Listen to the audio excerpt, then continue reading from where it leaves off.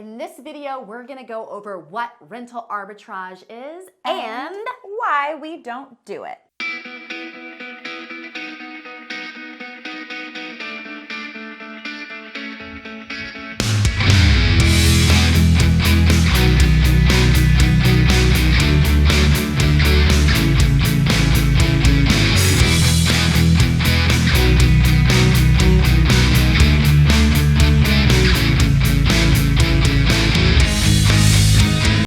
Most simplest form, this is what arbitrage is.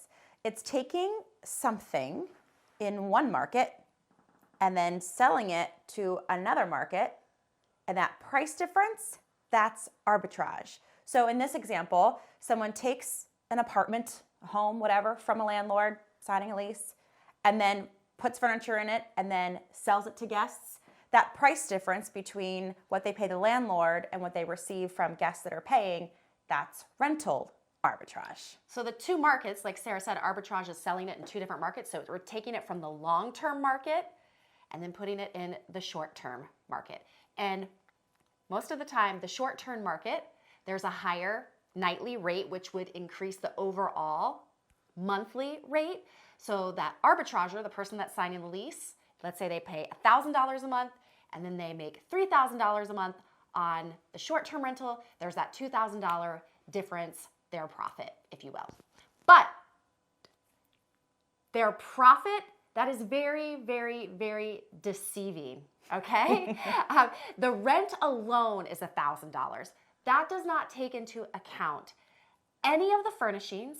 The whole entire place needs to be furnished. You obviously still need to pay gas, electric, Wi-Fi, insurance. You still have to also manage the property, clean the property. So when you're looking at the numbers, please keep into account all of the expenses that go along after you sign the lease. Here are some reasons why you might entertain the thought of arbitrage. Maybe you're wanting to test out a market. You know, maybe you haven't lived there, you want to see what it's really about, and it's a way to get in without making a huge financial commitment of purchasing a property. Secondarily, maybe you already have some properties in an area and you're looking to add volume and you're out of cash to purchase properties, but you have a team in place, you really know it's a great location, and you're kind of going for that quantity move. You know, you want to add more doors to your portfolio. And, you know, like I said, you can't get any more loans, so you can sign leases. That might be a quantity play for you.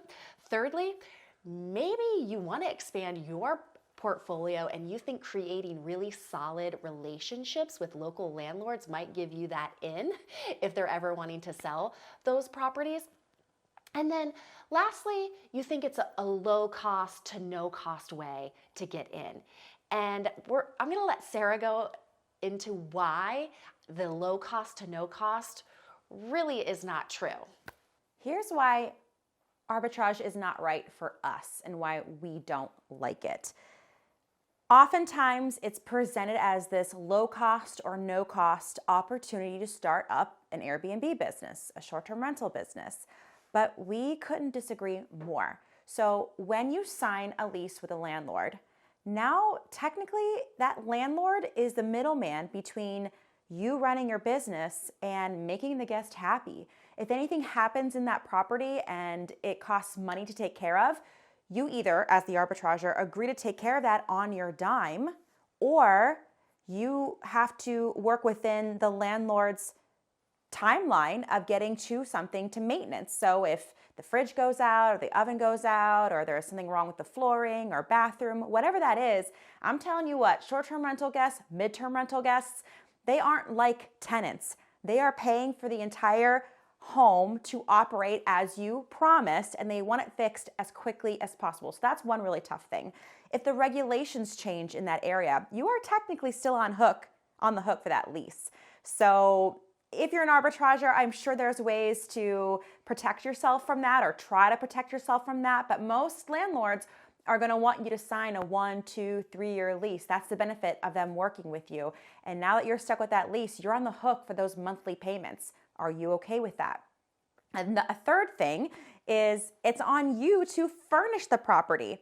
It is on you to put the bed, the sofas, the rugs, and you can go cheap on those items, but if you don't buy nice, you're gonna buy thrice. And that's expensive startup costs. And do you really wanna leverage 0% credit cards and get involved in all that kind of stuff? I mean, it becomes very complicated, and for what? You're building your business on literally rented land, and we don't advise it. What do we like instead? We like co-hosting instead, where you literally need $0 to start up. You're not on the hook for those monthly payments, and you don't have to buy furniture. And you can make decisions without needing a landlord telling you yes or no, so that you can go on and run your business